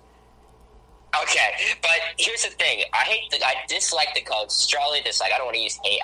I'm like a terrible person with words, so I refuse to say something in a professional context like this. But the difference between, I kind of dislike the Dodgers. They're kind of pompous. But the difference is the Brewers, to me, it's like I made that decision, gave them the edge a little bit because of that, as much as I hate the Cubs, and I would give them the edge. The problem is the Dodgers are set now. I think they're set. The Diamondbacks are kind of like the Rockies to me, where they're up, they're down. It's the same thing. They had lost 5 in a row.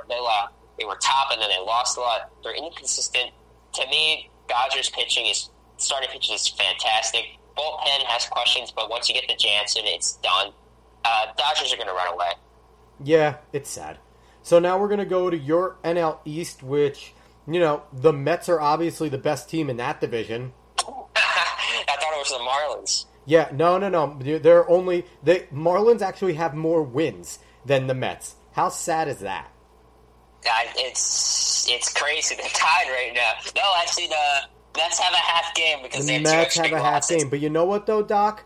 Mickey Callaway really, really cares about those players, okay? He cares more than anybody has ever cared before, and that's all that matters, K-Doc.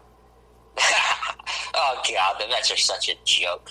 Now, speaking of teams that have managers we're going to talk about the top 3 teams in the NL East. Going with the 3rd team right now, the Nationals, which were supposed to run away with the division. But if it's not for the 2 upstart teams in the division, one you like, the Atlanta Braves sitting in 2nd, and also Mr. Kyle Burns' favorite team, the Philadelphia Phillies, leading. Those 2 teams surprised, I think, Philadelphia more than Atlanta, because I think you and a lot of baseball people knew Atlanta had the prospects and the pieces. I don't think anyone saw Philly being as good as they are. I don't think anyone saw Aaron Nola becoming the legitimate ace that he is. Can Atlanta or Washington catch Philly?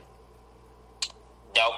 It's over. I think I'm serious. So blunt, though. Nope. Here's the thing. Okay, let's start with the Nationals. It's easy. Nationals are inconsistent. Without on Scherzer nights, the offense comes and goes. The other pitchers, you never know. Strasburg finds himself on the DL a couple times, and that's really it. I mean, the Nationals are at the end. They honestly, even though they're beating Miami, they should still sell. I mean, unless they make a miraculous run, they're not going to go far in the playoffs. They can't go head-to-head with these teams. America's comeback, and they can't go head-to-head with the Phillies right now. The Nationals are just a train wreck. To me, a train wreck, and at the end, and it's going to be a while before they're good again because Harper's gone, and maybe Soto does carry the team. Maybe they do make the right decision, but Rizzo just doesn't seem the type of guy that can handle post-Harper era to me, unless Braves, I just think they're kind of a joke right now. To me, it's kind of, it might be biased, that anti-bias, but the problem is they have a manager that makes inconsistent bullpen decisions. He does, and then a GM who kind of enables the players and doesn't get rid of the players that he knows he's going to use often. The offense is streaky. Right now they're going to go 5-13. They look bad against the Dodgers tonight. They're going to go 5-13 in the last 18. The trades are not working out for them. I don't know if they're unwilling to move big pieces, if he's unwilling, or if he's just not a good negotiator. But it doesn't look like, unless they get Beltre, who changes it right now, they're not. And yeah, the Phillies lost to the Reds, but the Reds are seemingly trying to play really good decent right now. So a loss to the Reds for the Phillies, it's all right. But I just think the Phillies, it's just a division that's going to lose the second they get into the playoffs. I just think the Braves don't really have what it takes to compete with Philly, and I just think it's the organizational structure and hot and cold offense. I think that it's a year too soon for Atlanta. I think next year, that when they mature and their stars mature a little more, and everyone kind of gets more comfortable with who they are as a team, I think they're going to be set, and I think the NL is set to have a nice 2-team race for the next 4 or 5 years. I think it's really cool. I agree with you. They can't stick with Philly. I think Philly has a better manager at this point, even though he was a laughingstock earlier. He's definitely settled down and become a pretty damn good manager, Gabe Kapler. He's a good manager. They have good teams up and down. They have a legitimate ace, which a lot of teams try to, but they don't. Aaron Nola is legitimate. Again, I think, but, when we're talking about the grand scale, I think Philly is really good, but I think they're a team that's a year away for competing for a championship. That's the way I feel about them. If I were to compare these Phillies to any team, it's 2007. They got swept by the the Rockies that year, who went on to make the World Series. Yep. They were just there, and there was a team. It had veterans, you had your typical guys, but that was Howard, Utley, Rollins, Worth, Victorino, all of those young guys first postseason, and it's rough to do that. The Braves are just very iffy right now. Their management is awful in my eyes. I just think they're mismanaging mismanaging everything right now, and maybe aren't doing what it takes. Their manager is not good, and the manager hasn't been good. I mean, you can even go back to Bobby Cox. It's never been really good strategy most of the part, and they just don't have what it takes. They're going to fall off, maybe even to under. I don't want to say under 500, but it's just I don't see them going anywhere from this year unless a major move happens, which I don't see happening.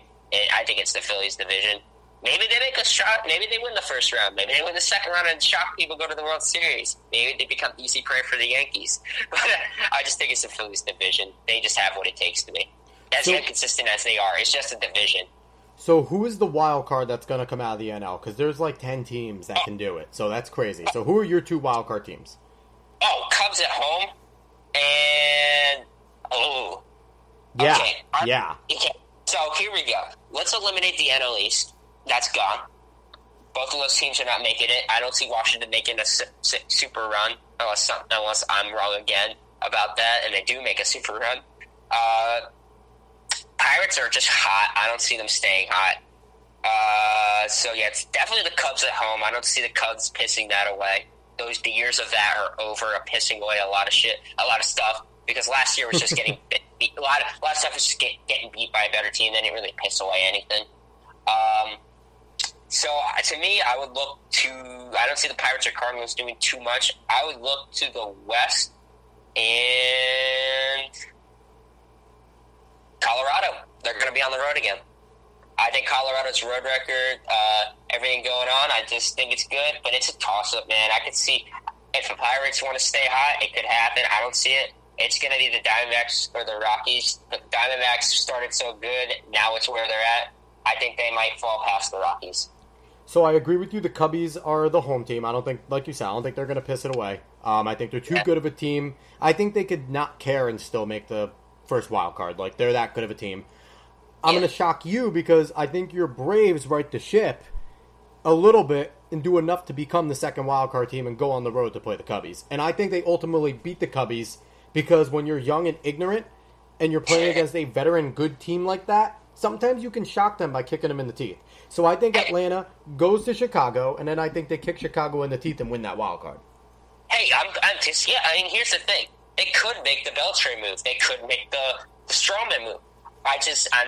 Personally, it could happen tonight. It could happen tomorrow. But they're right now about to lose their third game in a row to the Dodgers. What helps them out is the Phillies lost again. So they're going to stay in the race just because the team is inconsistent and young like them. But I'm just a little pessimistic on the side.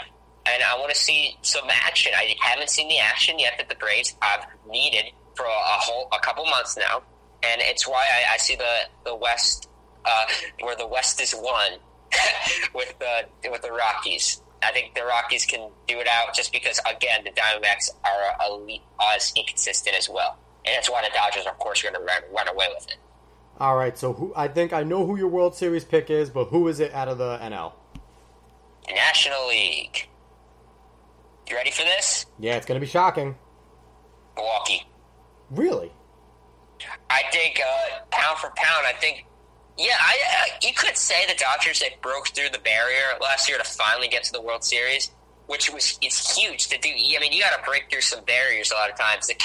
For example, the Cowboys haven't broke through that barrier yet with this core. When they do break through the barrier, I think they're going to feel confident in themselves, which is why I could make the Dodgers. But, Kershaw has that tendency, and put Aguilar and those sluggers in the lineup. You never know. Dodgers could lose the Kershaw games. Wow. See, I'm going to go opposite of that. I'm going to go the Dodgers, but I have a reason why I want to go the Dodgers. Because I want the Yankees to kick their ass. So, I'm picking the Dodgers to get there, and then I'm picking the Yankees to friggin' romp them.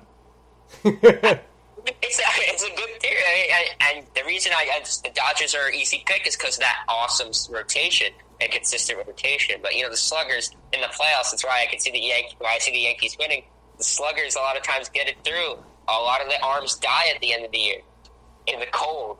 Well, not for LA's purposes, but they die either way at the end of the year. So you never know. The sluggers are not as impenetrable.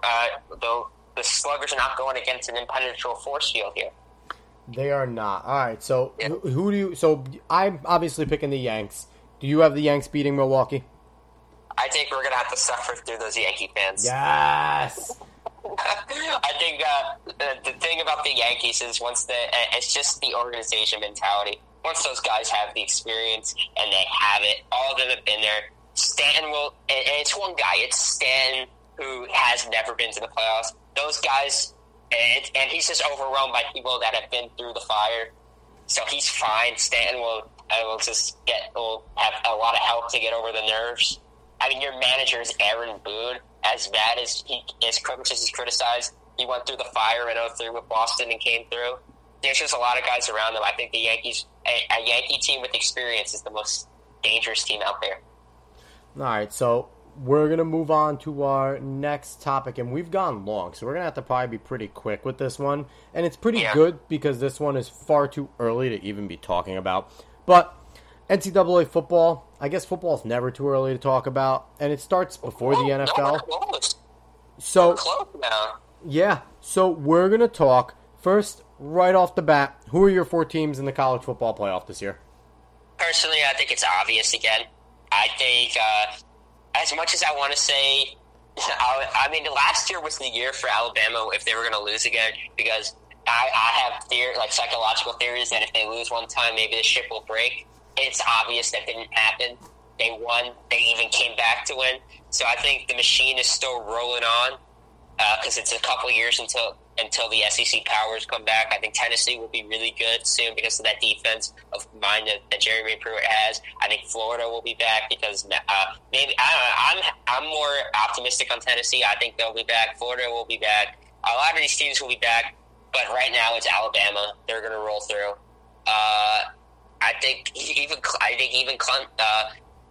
I'd still say Clemson.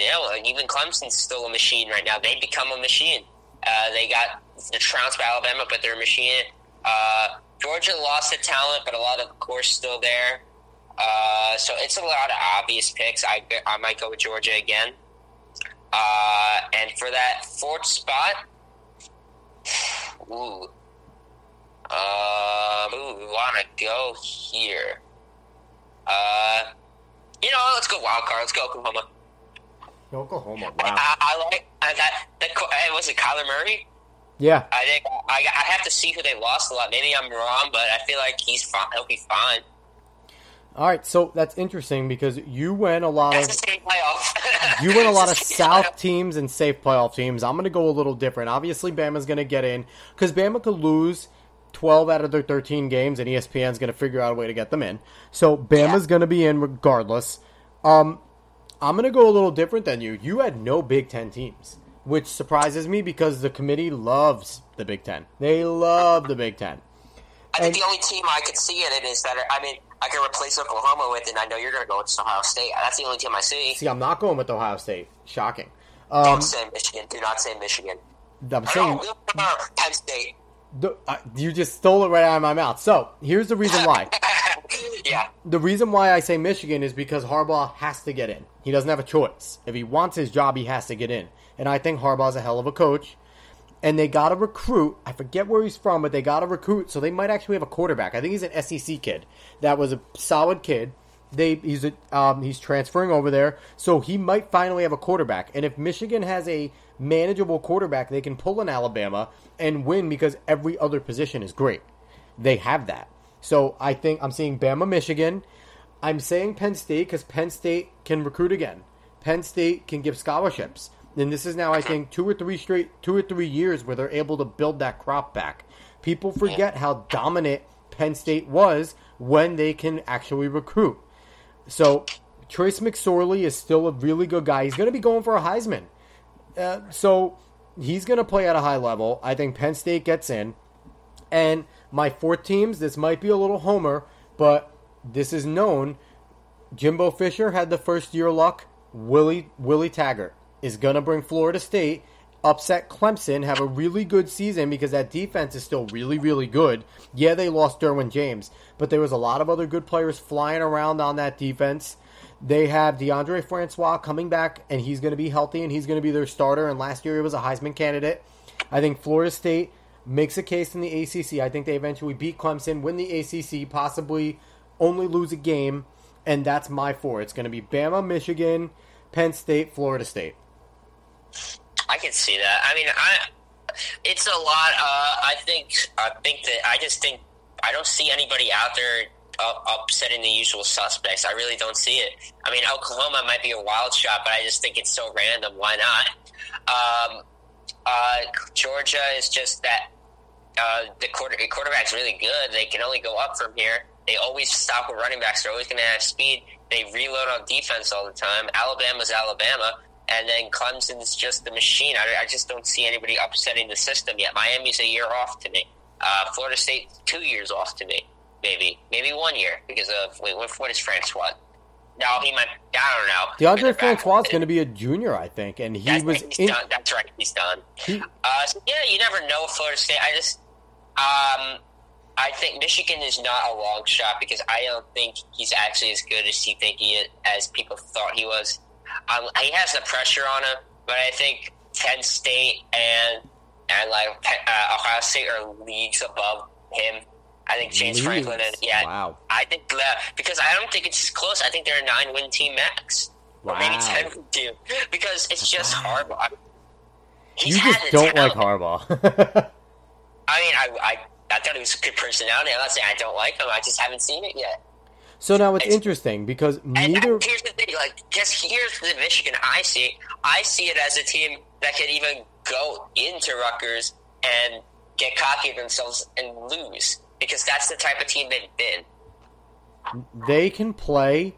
What is there? 150 guys on the roster or something? They can play their bottom 22 and still beat Rutgers by 2 touchdowns. Stop it. And I love Rutgers. Stop it. Actually, it's not as bad. They're a 6-win team this year. They are, but they're going to feed on the bottom feeders, get a few out-of-conference wins, and then their final 3 games are Michigan, Penn State, Michigan State, and they are going to get destroyed on all 3 of those games. Who, Rutgers? Rutgers, that's their final 3 games. Who is it? Ohio State? Yeah, that's all. No, it's Michigan, Penn State, Michigan State, and all 3 of those teams are going to be going for a big bowl or championship playoff berth. You know what? I think he's improved every year. I think they're starting to get the talent. This year is definitely not the year for a different bowl game. I think it's definite 6 wins, and I think these big games and people that actually, because fans that actually care, which people in Jersey can if they see a team that they can get behind. The thing is, I can see them rattling some cages. They can, and they have the 4-star recruit quarterback, Arthur Sitowski, who looks like the first ever true Big Ten quarterback to come through that program. Credit to Chris Ash. He's having a luncheon with the top 75 recruits, I think, in the whole Northeast are going to be there from high school, which is awesome. He's doing the right thing there. They can play better. I'm not saying that they can't. I don't think it's realistic to see that team upsetting any of those big 3 for the main reason of where those big 3 are going to be in their season. If this was earlier in the year at the beginning of conference play, maybe, because they might be more vulnerable, all 3 of those teams are going to be laser focused because all 3 of those teams are either going to be in the playoff hunt or they're going to be just vying for a major bowl. That's the thing, but here's the thing. I can see Rutgers beating Michigan. Wow. So you know what the score in Ann Arbor was last year? It was closer than it should have been. 35-14. You get them under the lights in Piscataway, and fans will show up for a big game. That place is rocking. Every game it's rocking. Here's the thing. It will be a good record because they're facing a lot of teams that they're better than. Rutgers is facing. Let's rattle them. I'm going to finish this off. This is how we're going to finish it off because to me, the college football playoff might be pretty boring this year. To me, my wild prediction is Rutgers is going to be the better team. Not the better team. They're not going to the college football playoff. They're going to be a better team than the stereotype. I'm going to read it off. Texas State, win. Ohio State, big loss on the road. Because Ohio State is a borderline and probably the typical team to put in the playoff, but I just want to go with the wild card and say they might lose a game. Kansas, win. Buffalo, win. Indiana, win. Illinois, win. Maryland, win. Any objections? No. Illinois maybe to Kansas. Maybe Kansas. They might lose to Kansas. Oh, God. Telling you. Kansas just has more talent. They just get better talent. Here's the thing. When Rutgers doesn't belong in the same class, and it's just the way we're going to laugh at them in a few years, because I believe basketball is on the up, too. Rutgers is finally getting on track, and they're getting the necessary they need, because they've been a crap show for years, and they finally have the leadership they need and the faith in a head coach who can build. Do you remember who Kyle Flood was? He's like a quarterback, offensive line coach, hired from the program. That's not a hire taken seriously. Chris Ash is a hire taken seriously. Oh yeah, he's a Big Ten coach. He was a Ohio State coach. So, and you're telling me that they can't beat Northwestern at home? Possibly. Yeah, I could see that happening. So that would be win number 7. Yeah, I could see 8 wins max. But I see 7. I'm sorry, I don't see 7. I see 6. Because Penn State's too good. Way too good.